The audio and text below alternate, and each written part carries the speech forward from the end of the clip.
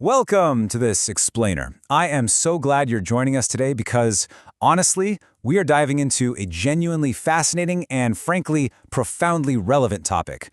We're going to be unpacking the concept of takaful, which basically translates to social solidarity, specifically as it's presented in the Quran. And to do this, we're basing our journey on the deep insights of thinker and researcher Ali Mohammed Al-Shurafa Al-Hammadi.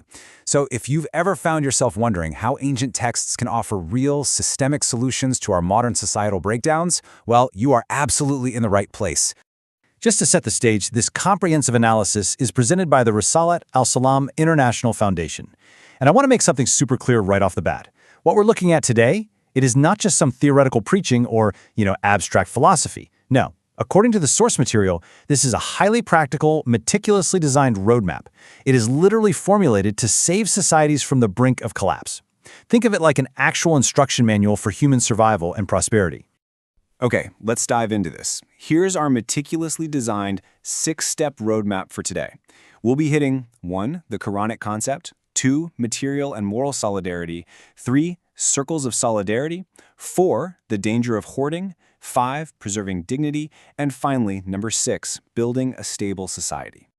All right, starting us off with Section 1, the Quranic concept of takaful, shattering the illusion.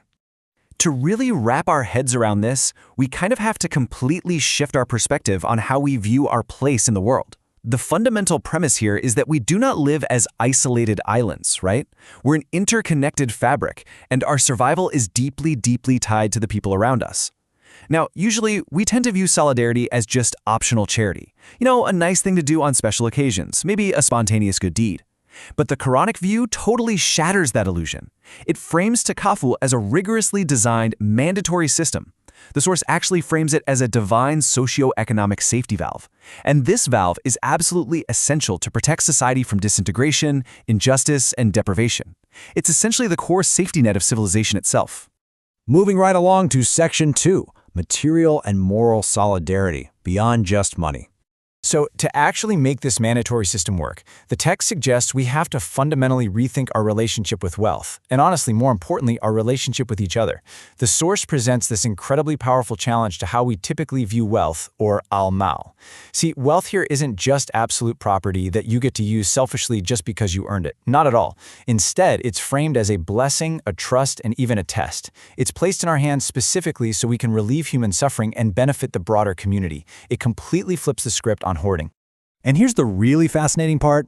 This framework goes way, way beyond just handing over money.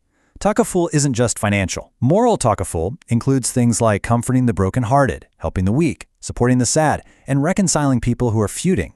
Psychological and moral support is presented as being literally just as vital as writing a check, which means you could be completely broke and still be an absolutely crucial pillar of this social solidarity system simply through your words, your empathy, and your time. How amazing is that?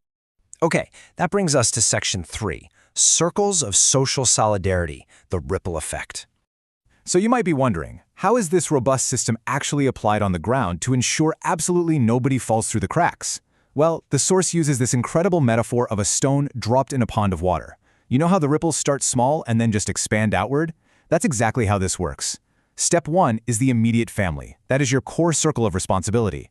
Then, for Step 2, the ripple expands to your relatives. Step 3 takes it even further to your neighbors. And finally, Step 4 encompasses the entire society. It's this beautiful, interlocking, comprehensive safety net where every single person is caught by at least one of these expanding circles.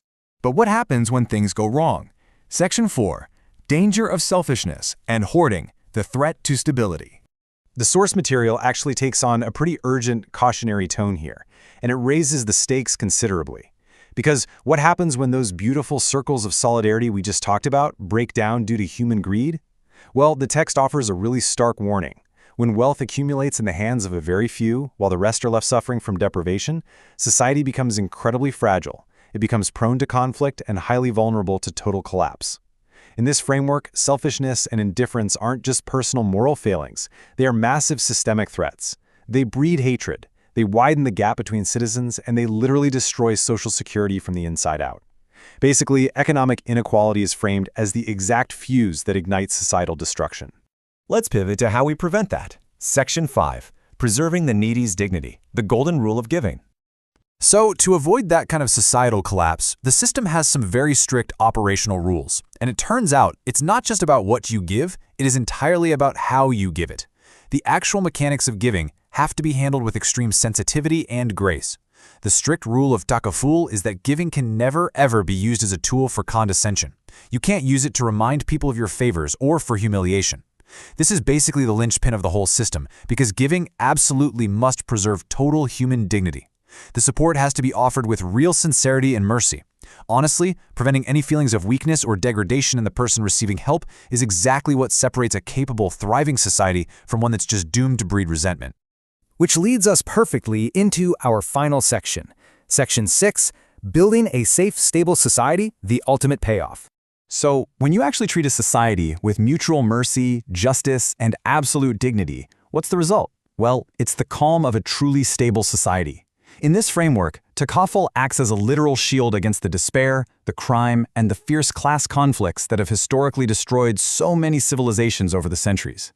When people genuinely feel supported, and when justice is actually felt on the ground by everyday people, the storms that usually threaten societal peace just dissipate. Society is one body. Survival is collective, not individual. That right there is the core lesson. The text points out that historical collapses so often happen when citizens start viewing themselves as competitors or even enemies rather than parts of the exact same living organism. The truth is, no one survives alone. Shared responsibility isn't just some nice utopian ideal, it is quite literally the only viable way forward for human civilization. I'd love for you to just take a second to reflect on the roadmap we've explored today. Think about that profound shift from viewing giving as just optional charity to seeing it as a mandatory, dignity-preserving safety net. Really think about what this framework means for the very foundation of the communities that we're living in right now, today. As we wrap up, I want to leave you with a rather provocative question, one that comes directly from the heart of the source material we analyzed today. Can any society or any civilization truly survive from collapse without a strong foundation of mutual care and takaful? Take a hard look at the world around us and just let that question sink in for a bit. Thank you so much for joining me on this explainer. I really encourage you to keep learning, keep questioning, and keep exploring these incredibly powerful ideas. مؤسسة رسالة السلام العالمية، رسالة إنسانية لعالم أكثر سلاماً.